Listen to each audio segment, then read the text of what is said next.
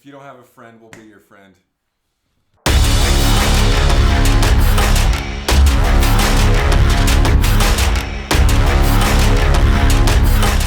And we need more paperweight. We need more things on this desk. We need I think we'll. I want trinkets. I want it to look like an antique store. My grandma's house. Yeah. You know. Well, we'll get typical, trinkets that your we typical grandma's house. My grandma's house doesn't have that. But the typical granny house novelties. You know? Yeah, like thimbles. Yeah, thimbles. Doilies. Spoons, collector's spoons. Vials of sand from European beaches. Yeah. Throwback pictures. Knitted tossed pillows. What else do old ladies like? Carved birds. I think that's a grandpa thing. That is a grandpa thing. What do grandmas like? Empty perfume bottles. Empty perfume bottles. And also emptied out tin sugar cookies where they put their Never have the cookies in them. Never. You never.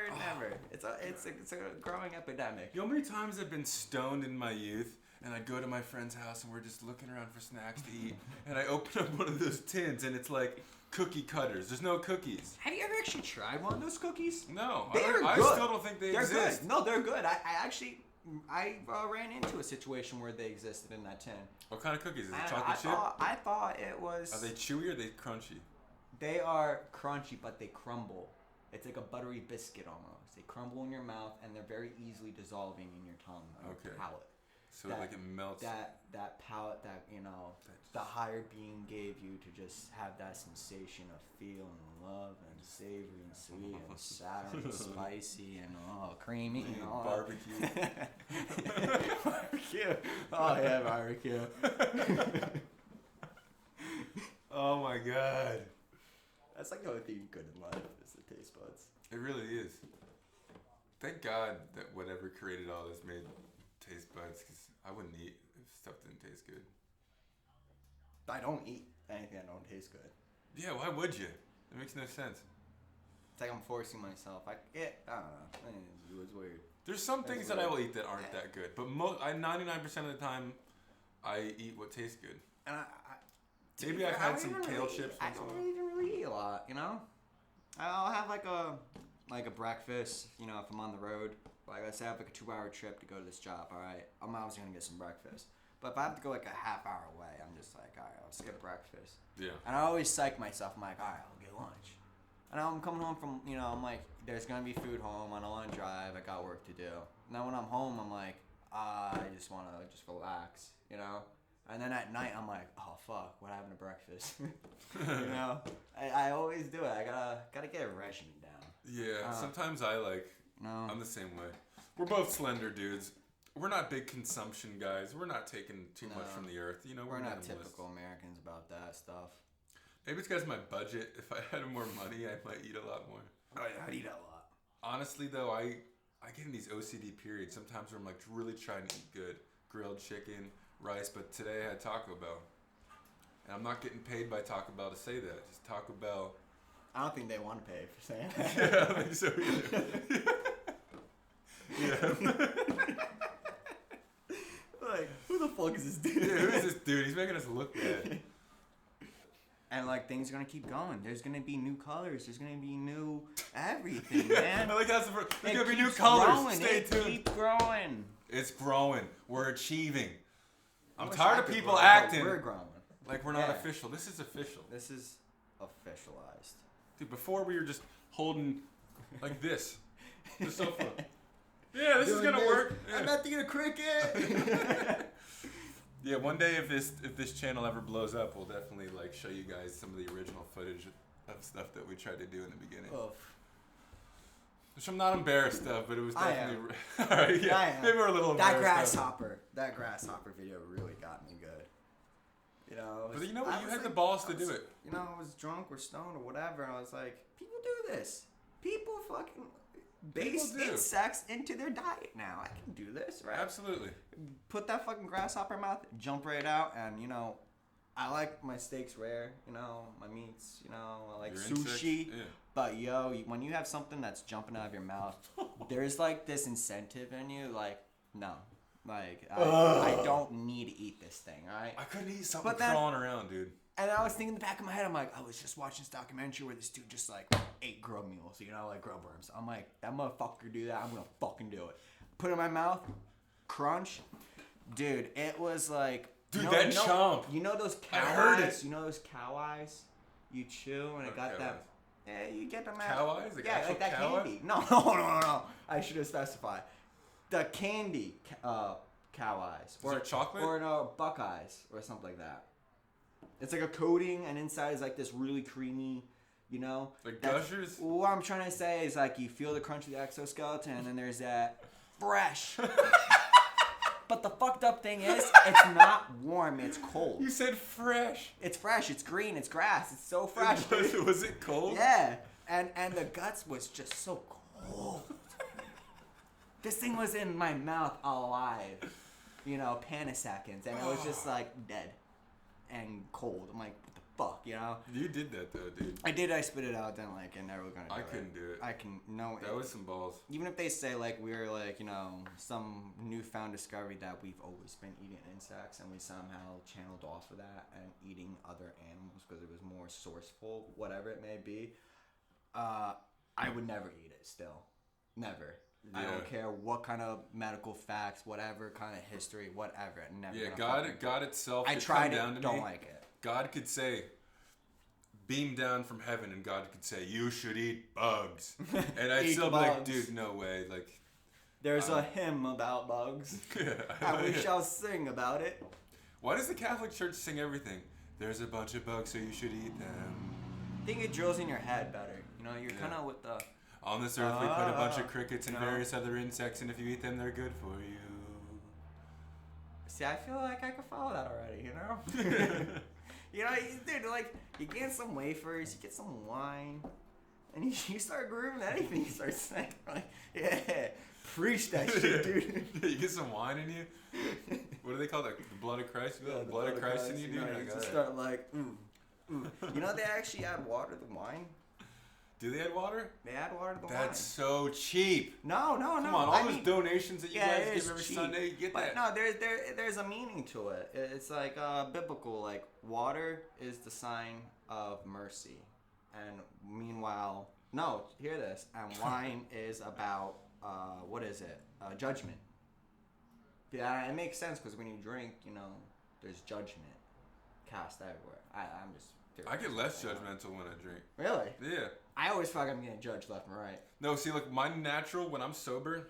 Like with actually I am everything. Bars, clubs. Yeah. Like you feeling it, and someone's like looking at you like, did I just drink that right or something? Like what? Did someone what's going on? I just get weird looks. No, I think it's more about when I'm sober. I'm like, how am I standing? What am I saying? I'm judging everyone. I'm hypercritical of myself. I'm thinking of the past. I'm afraid of the future. And then when I drink, all of a sudden I'm like, oh, I'm all right.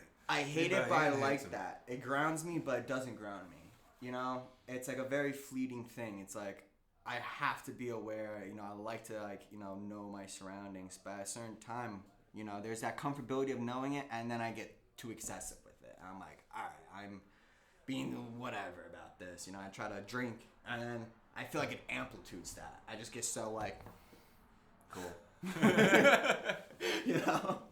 Or I could be lively, but then once again, when I'm like, out of my shell the next day, granted, I'm going to be like, oh, fuck, I don't remember what I said. I know it's not cool, That's always the worst feeling. Yeah. The next day regret. I always, Well, who was I that night? What did I say? What did I do?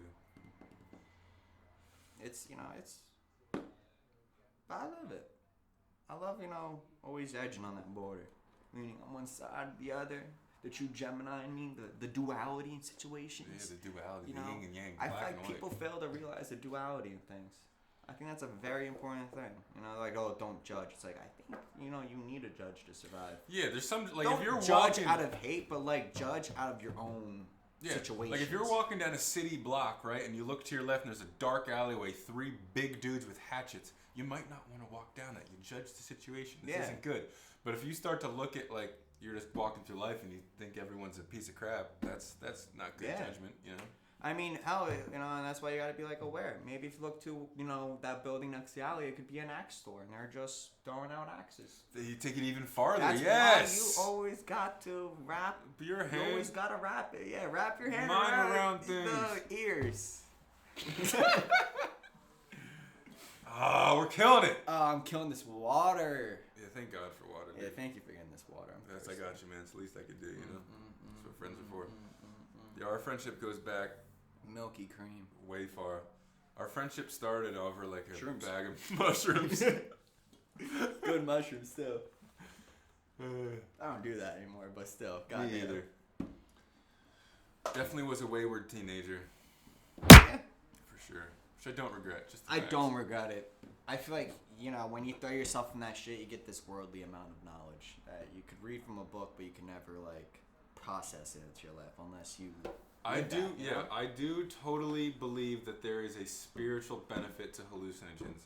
Yes. I think that they're vastly mind-opening, vastly spirit-opening. When I took them in the past, they helped me perceive myself, others in the world in a different light that I wasn't able to look at it previously. I hate that you're so much taller than me.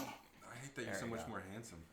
All right, no, let's not get off subject here. But look, it's the duality of things. Yeah. There you go. We're about So yeah, I don't know how we got on the topic of hallucinogens, but that's how our friendship started. We were talking about how our friendship started, and it continued on in a very blissful way, man. Really, I mean, seriously, like we've done some crazy shit together. Yeah. Should we talk about the skydiving trip? Maybe not in all the details. Yeah, not all details. We just had an idea to go skydiving, so we did it. We wanted to go ziplining, we did it. Various shows, we went and saw comedians together.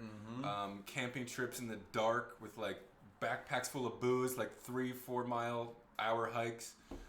Even this fires on the wintry nights on top of the mountains. Stop in the mountains. Crazy. Random parties that we start all of a sudden, talking to strangers, videos that we try to make. Now this podcast, mine and Mike's friendship has always kind of been this like, let's just do it sort of attitude. Yeah, very spontaneous, always pushing ourselves. Yeah. I think it's a relationship that everyone deserves, you know? I agree. Really, everyone gotta find their clique. Yeah. Not only like, I'm not talking about like the soul, like I gotta find my soulmate, but you gotta find that person that you could just vibe with, you know? Yeah. You know? I don't know. Absolutely. I think that's crucial if you look at animals, right? I think humans are no different than other pack animals. Like we physiologically, on like an emotional level, spiritual level, mental level, we need other humans. And,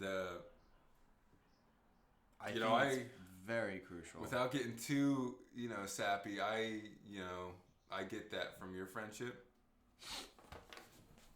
I fucking love you, man. Some other friends that I got. So if you don't have a friend, we'll be your friend. You know what they say? You could trust one friend with your wallet, but you could also trust another friend with your words, and you can't. You ever heard that saying? No. I trust you with my words. There's one friend that I was about to go there. Because I got no money in the wallet. I don't carry cash. But no, man, I trust you with like everything with that shit. It's like, dude, you're good to me. I'm good to you. Yeah, you're good, dude. Good shit. Yeah, I trust Mike like with everything. And that's the kind of, like, I'd rather have quality over than quantity. Same here. I can't even deal with quantity.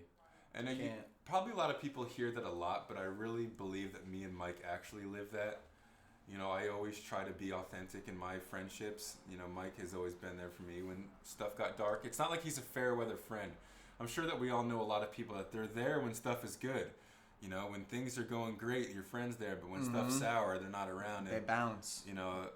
We've always kind of been through thick and thin, and some other friends that I have, I'm grateful for you guys as well.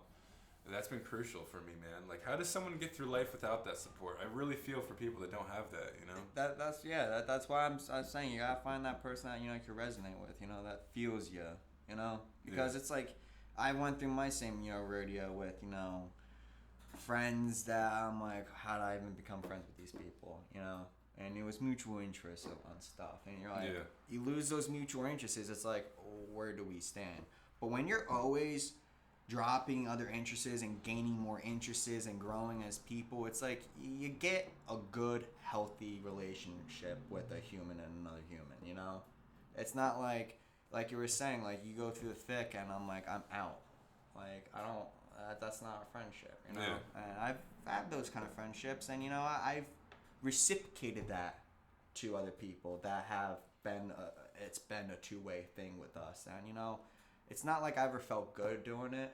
Like, I'm not gonna lie, I felt a little bit good to give back what I got in the worst ways. Yeah. But at the same time, you walk with that and you're like, why do I gotta act like that? Why do I gotta feel like I'm getting, you know, I need to get that satisfaction of being like, oh, you let me down, I gotta get you down too. You don't need that. That's like anchors, you know? You don't need anchors. But yeah, finding people that you that's harmonize with, that's a good thing, you know? Dude, this Dude, episode got wholesome. Yeah, we got really That's got hallmarky wholesome. right there. Yeah, that was a hallmark moment. deep. real deep. That's what I want, though. That's what I want this.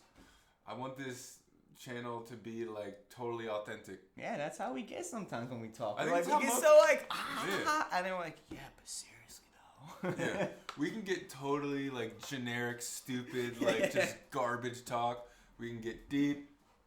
You know, I think that's how most humans are. We all sort of like have that mask that we show each person. You know, we behave in a certain way towards certain people. But I want this to be an embodiment of like all aspects. I think that's really, I appreciate that when I see that in somebody. You know, there's no filters. They are who they are, and I think that's really good.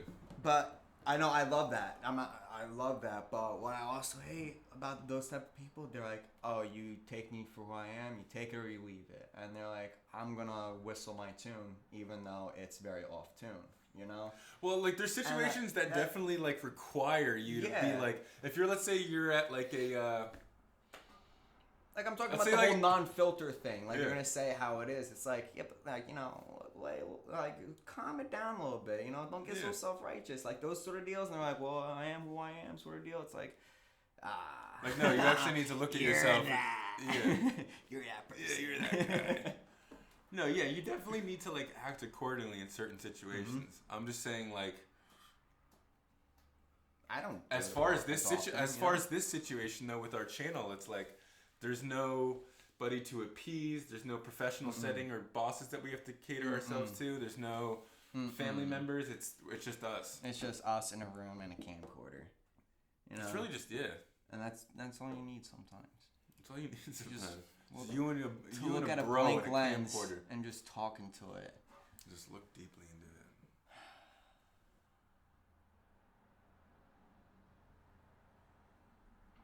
I feel like I'm feeling what they're feeling. I am. Yeah. I'm feeling what you guys are feeling. Oh, I just got itchy. You feeling itchy?